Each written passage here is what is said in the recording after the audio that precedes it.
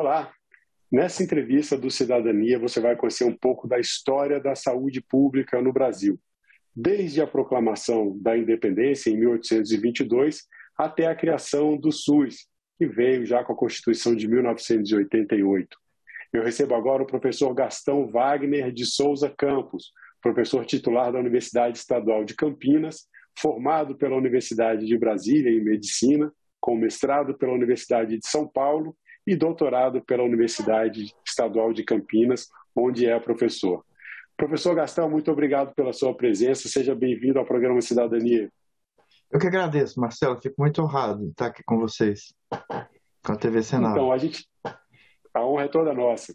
A gente agora vai fazer aqui, a gente tem uma missão de conseguir, dentro do tempo da nossa entrevista, que é curto, contar toda essa história da saúde pública no Brasil até a criação do SUS, desde a proclamação da independência. Então, vamos começar fazendo uma contextualização ali do começo da chegada da corte portuguesa ao Brasil, 1808, 1822, a proclamação da independência. Aí a gente já começa a ter a história brasileira, a história do Estado brasileiro e um comecinho ainda da nossa saúde pública.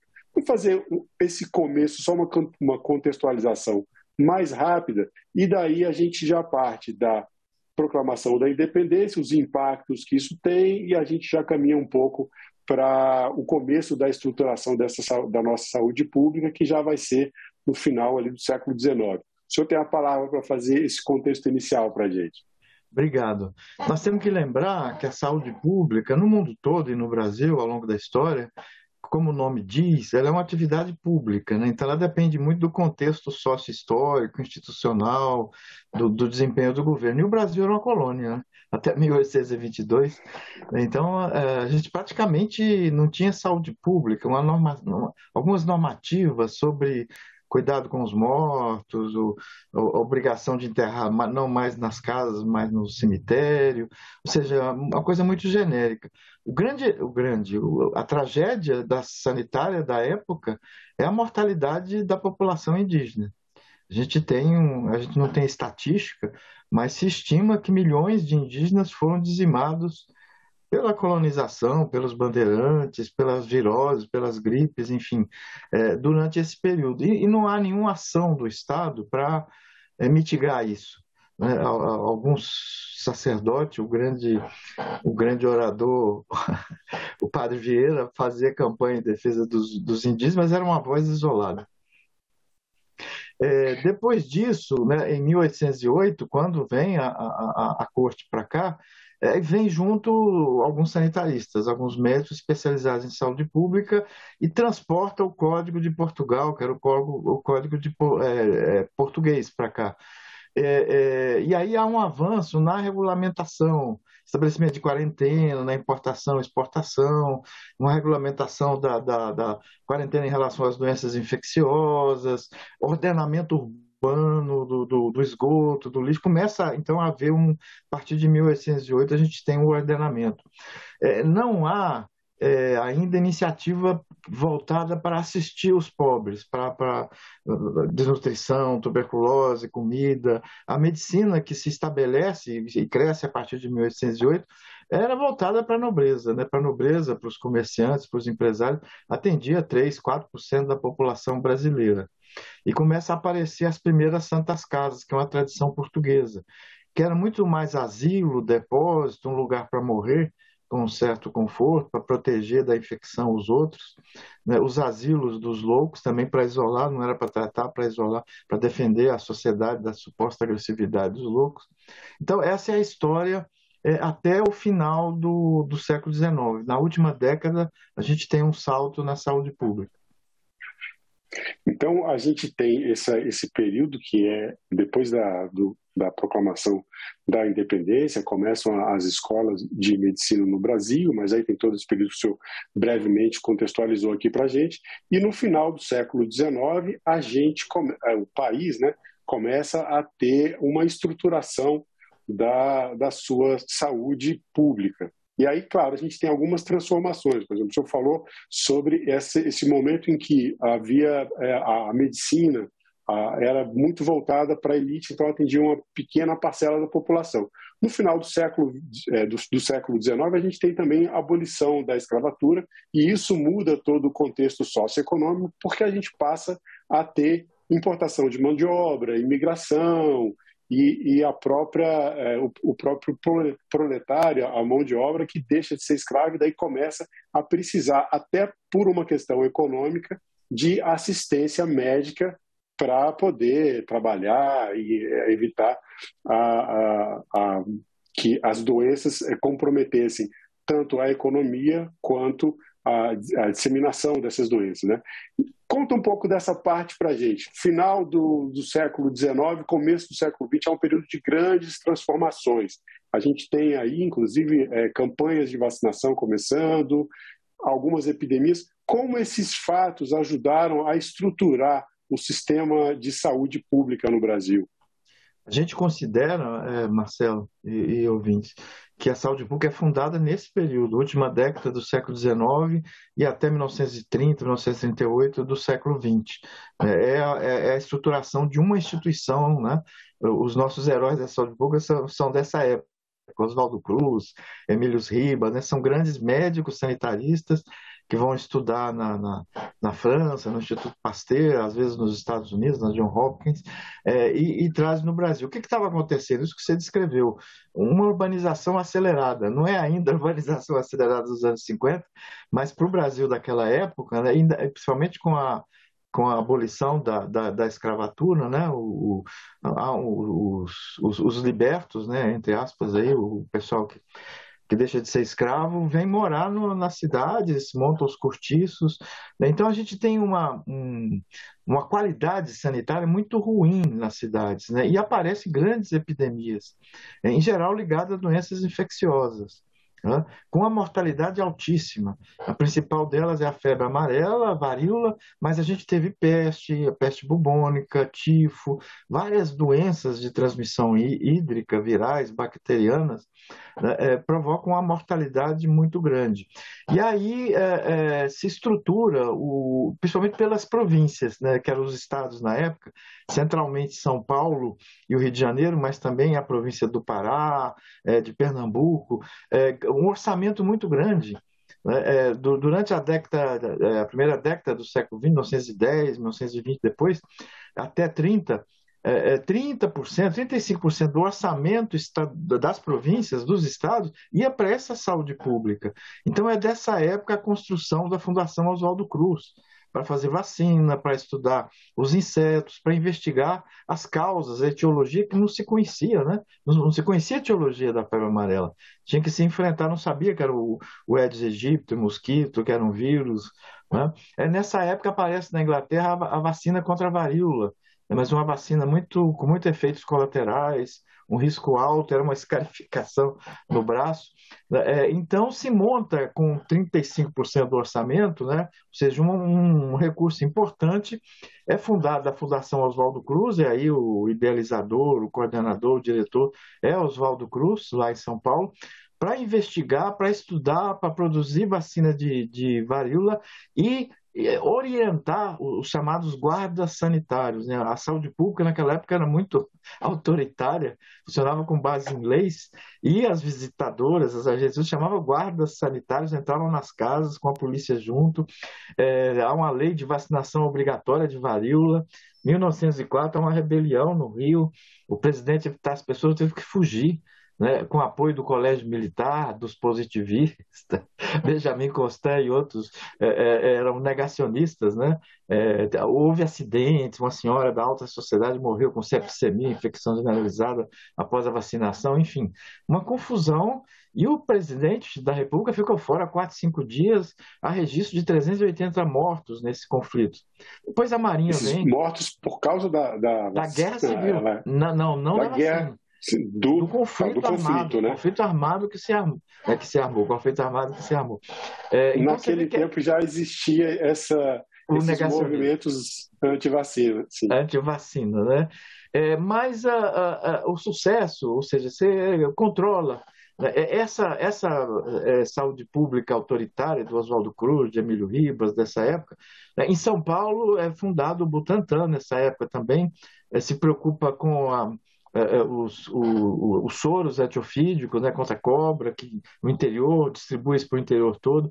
Então, a saúde começa a ter uma ação sobre o problema. E a gente pode considerar, Marcelo, que teve resultado. Em 10 anos se controlou, em 15 anos se controlou a febre amarela urbana nessas cidades. Se controlou a varíola, se controlou as pestes, o tifo, né? A varíola despencou, a mortalidade, os casos de varíola com a vacinação obrigatória em massa, né? Ou seja, era uma saúde pública voltada para cidades que tinham um papel grande na importação e exportação. Pra você ter uma ideia, em 1904, 1906, vários países europeus interromperam o comércio com o Brasil, porque aportavam no Rio de Janeiro os navios italianos, alemães, ingleses, morria 30%, 40% da população. Aqui na minha cidade, em Campinas, entre 1904 e 1908, morreu 1/3 da população de Campinas com febre amarela. As escolas foram transformadas em hospitais. Era uma mortalidade muito alta, né? A febre amarela tem uma mortalidade de 40%, 30%, 35%. Então, esse momento de grandes transformações, ele é marcado também, ele mostra uma relação clara entre o desenvolvimento do sistema, né, do sistema de saúde pública. O senhor comentou sobre essa força coercitiva, que tinha os guardas, a polícia que entrava junto, né, com os agentes de saúde. Aí a gente tem uma mudança desses guardas de saúde para educadores sanitários, já nesse período de transformação, e existe aí também uma relação entre esse desenvolvimento do sistema de saúde, das primeiras instituições que são criadas, e uma descentralização que vai fortalecer o sistema federativo, e também uma relação com o desenvolvimento econômico, porque os problemas de saúde começavam nesse período, então, a gerar dificuldades para o desenvolvimento econômico do país. Isso. Esses sanitaristas e as instituições de saúde pública, as secretarias provinciais de saúde, tinham muita força política, orçamento grande, e fizeram a reforma urbana no Rio. Determinaram as avenidas que derrubaram aquelas moradias precárias, né, da população negra, da população pobre, exportaram para fora, para a periferia, nascem as favelas, né, e com apoio econômico. Por quê? Porque o Brasil era agroexportador de commodities agrícolas e minerais. E esse pessoal precisava dessa saúde pública. Então, teve muita força política. É interessante que a gente, passando para a fase seguinte, que a gente controlou as epidemias urbanas, né, com a mortalidade alta. A saúde pública era voltada para o litoral, para Santos, né, não era só São Paulo e Rio. As cidades que tinham um papel exportador, né, os portos, tudo. Aí, a partir de 30, 35, 38 do século passado, a saúde pública volta a olhar para o interior, porque a saúde pública não conseguiu nenhum resultado com a mortalidade infantil. Nós tínhamos uma mortalidade infantil altíssima, menor de 1 ano, menor de 5 anos, uma mortalidade materna, a quantidade de viúvos, tem nos romances brasileiros, na crônica, jovem, era muito grande, a gente chegava a ter 1/3 de óbito, 20% de óbito no parto, né? Não tinha os hospitais, maternidade, infecção, enfim. Então a saúde pública se volta para as epidemias do interior, principalmente doença de Chagas, que é descoberta na época por um brasileiro, por isso tem o nome, né, do Dr. Chagas, da Fiocruz, professor. E aí, já com os agrotóxicos, né, tem que matar o barbeiro, a gente não conseguia fazer reforma urbana, nem rural, melhorar as casas de adubo, então se encheu o Brasil até os anos 50. Também conseguiu reduzir a doença de Chagas bastante, né? Com inseticidas, depois descobrimos muito tóxicos, mas também a malária, né? A Fundação CESP, aí já entra o Ministério da Saúde a partir de 53, não só as províncias. Então se volta. O sucesso dessa segunda etapa da saúde pública não é tão grande. O orçamento cai muito, deixa de ser 30%, passa a ser 4%, 5%, mesmo com o Ministério da Saúde entrando. E a gente tem muita dificuldade a tuberculose, né? Aí a principal causa de Noel Rosa, a série de Noel Rosa, eu estou lembrando de uma figura ilustre, né? Que morreu com tuberculose jovem. Sim. A tuberculose tinha uma mortalidade altíssima e não havia vacina, não havia muito o que fazer, né? Enfim, nessa segunda fase, é aprovada em 1928 no Congresso com os migrantes espanhóis, italianos que vêm junto, né, que vêm nessa época e vêm trabalhar na indústria, no campo também. Aparecem muitos movimentos que defendiam políticas públicas de anarquistas, de socialistas. Eles trouxeram a cultura europeia juntos, né? E aí o deputado da época do Partido Socialista, Eloy Chaves, aprova a primeira lei que cria a Previdência Social no Brasil, né? Tanto para assegurar salário, doença, enfermidade, mas também por criar assistência individual, assistência médica hospitalar gratuita, né, para quem pagasse a Previdência, para quem tiver a Previdência. Isso se desdobra até o SUS, né, até os anos 80. Progressivamente, as categorias profissionais que tinham mais poder político, não é as que tinham mais risco de morrer, mas as que tinham mais influência política, sindical, nos partidos, no governo de Getúlio Vargas, nos vários governos, conseguem criar seus institutos de previdência. Se a gente pegar o gráfico de forma que quando o SUS é criado, a gente já tem 35%, 38% da população brasileira que tem acesso à assistência médica hospitalar individual. E, enquanto isso, a saúde pública continua fazendo vacinas, incorporando novas vacinas, né, não só para essas epidemias do litoral, das cidades do litoral, mas do Brasil como um todo. Professor, dentro desse, a gente avançou um pouco aqui, a gente já está começando a chegar mais perto do período em que o SUS foi criado, já no âmbito aí da Constituição de 1988.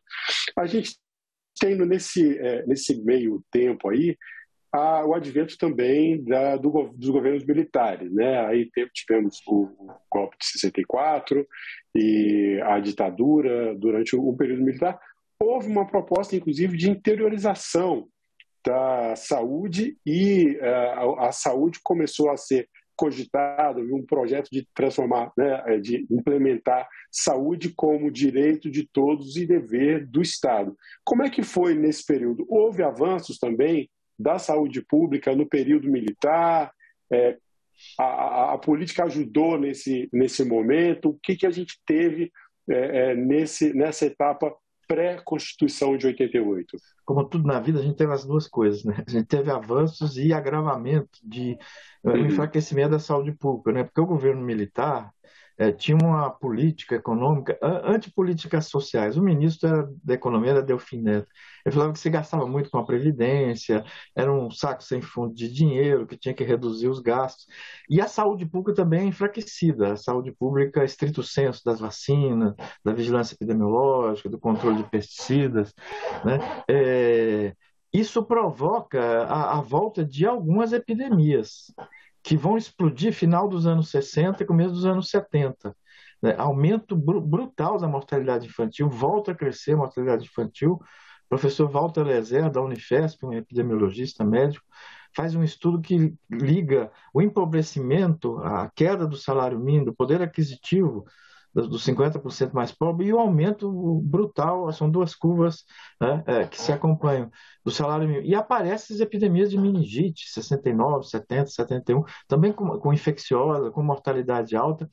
Então, o governo militar, os governos militares, o Ministério Federal e os estados, têm algumas iniciativas importantes. Uma delas, em 1966 ainda, que o governo militar, que era autoritário, tinha muita força, unifica os institutos de previdência. Cria o Ministério da Previdência e Assistência Social com o Instituto, o INAMPS, de assistência médica hospitalar, junta tudo. A gente tinha uma desigualdade muito grande. O Instituto dos Bancários garantia uma assistência e aposentadoria melhor, porque os salários eram maiores.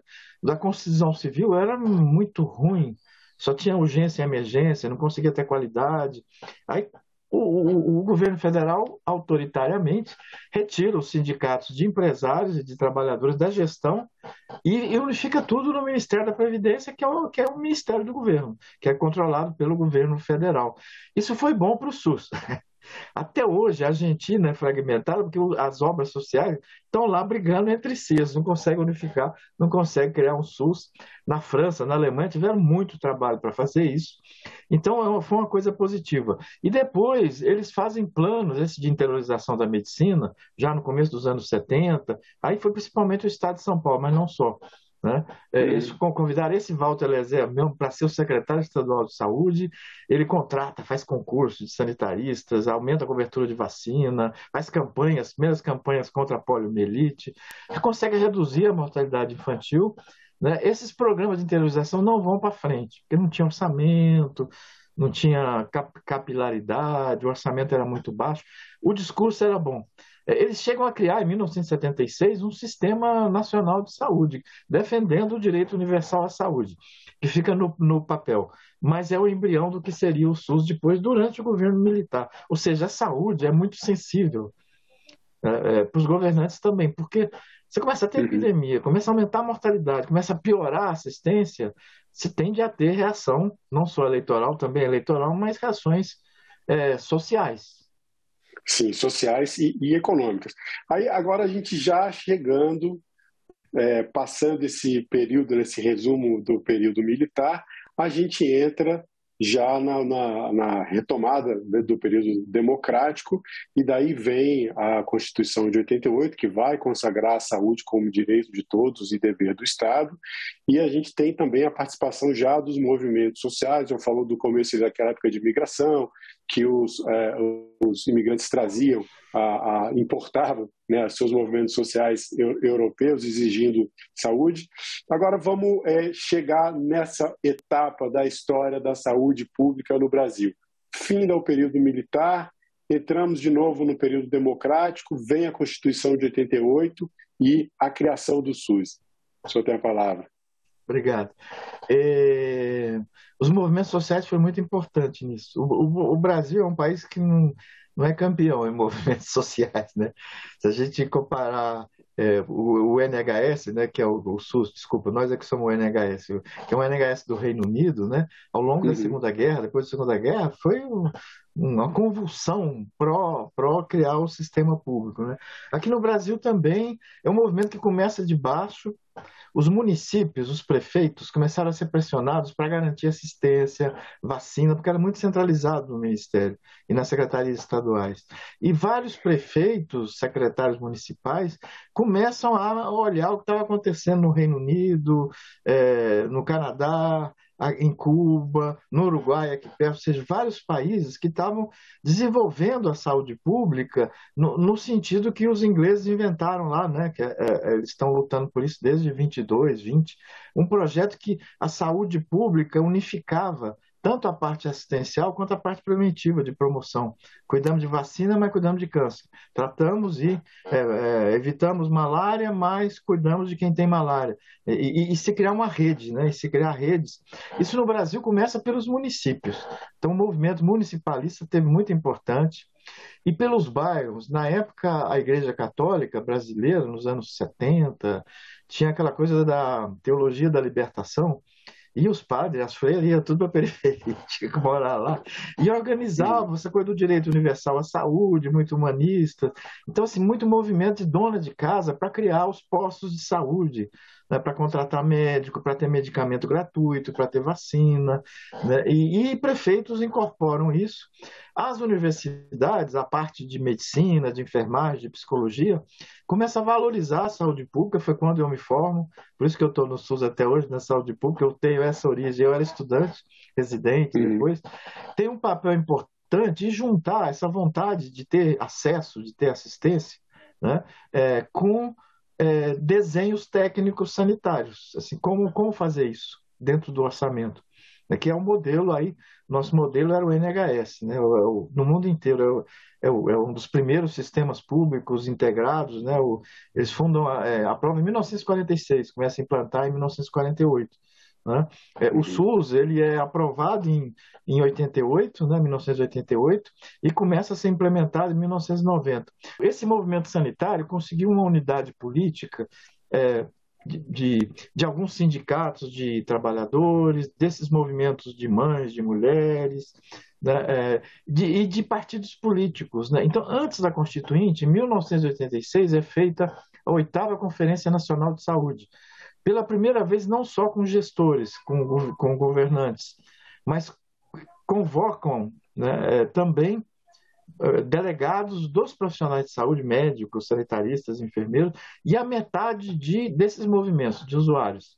Se reúnem em Brasília, 4.000 pessoas, e fazem um documento muito sintético que é aprovado inteirinho na Constituinte daí a 2 anos. Um documento que propõe o SUS, Sistema Único de Saúde, em rede, com direito universal à saúde, o conceito de integralidade, né, que é da terapia intensiva até a vacina, conforme a necessidade de cada um. Ou seja, um desenho que já vinha sendo experimentado, né? O Brasil é um dos últimos sistemas públicos, nós somos novinho, né? Já tinha na Oceania inteira, Austrália, Nova Zelândia, aqui na América, no Canadá, no Uruguai, né? Enfim, a gente tinha em Cuba, a gente tinha vários modelos, né?